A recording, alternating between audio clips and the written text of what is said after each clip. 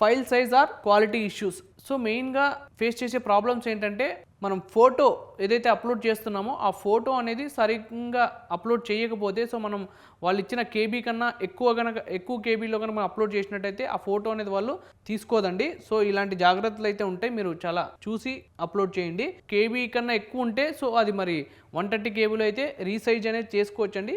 Use and image resize tool అనేది ఒక tool ఉంటుంది. ఆ టూల్ని యూజ్ చేసి మీరు ఫోటో అనేది రీసైజ్ చేసుకోండి. రీసైజ్ చేసుకున్న తర్వాత మళ్ళీ ఆయన అప్లోడ్ చేయండి. ఫోటో కనుక మనం క్లారిటీగా అప్లోడ్ చేయకపోతే అప్లికేషన్ అనేది రిజెక్ట్ అయ్యే ఛాన్స్ అయితే ఎక్కువ ఉంటుందండి. ప్రీ వ్యూ అండ్ సబ్మిట్ అండి. సో ఫైనల్గా మీరు అంతా అప్లికేషన్ ఫామ్ అంతా ఫిలప్ చేసిన తర్వాత మీరు ఒకసారి ప్రీవ్యూ అయితే చూడండి. సో మీ డీటెయిల్స్ కరెక్ట్గా ఉన్నాయా లేదా, మీరు స్కాన్ చేసిన డాక్యుమెంట్స్ అప్లోడ్ అయినాయా లేదా అనేది క్లియర్గా చూసుకోండి.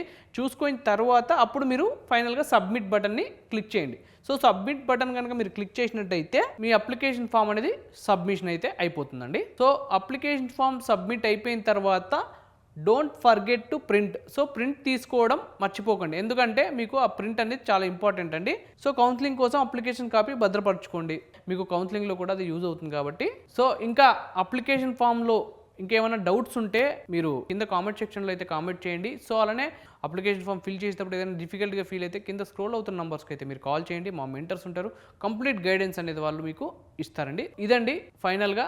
సో మనం టీజీ పాలసీ 2026 సంబంధించిన అప్లికేషన్ ఫామ్ ఎలా ఫిల్ చేసుకోవాలనేది స్టెప్ బై స్టెప్. సో ఈ వీడియో కనుక మీకు నచ్చినట్టయితే లైక్ చేయండి. అలానే మీ ఫ్రెండ్స్ అండ్ ఫ్యామిలీస్ మెంబర్స్లో ఎవరైనా పాలిటెక్నిక్ చదివి బీటెక్ చేయాలనుకుంటే వాళ్ళందరి కోసం ఈ వీడియోని అయితే షేర్ చేయండి. తప్పకుండా మా ఛానల్ అయితే సబ్స్క్రైబ్ చేసుకోండి. Thank you.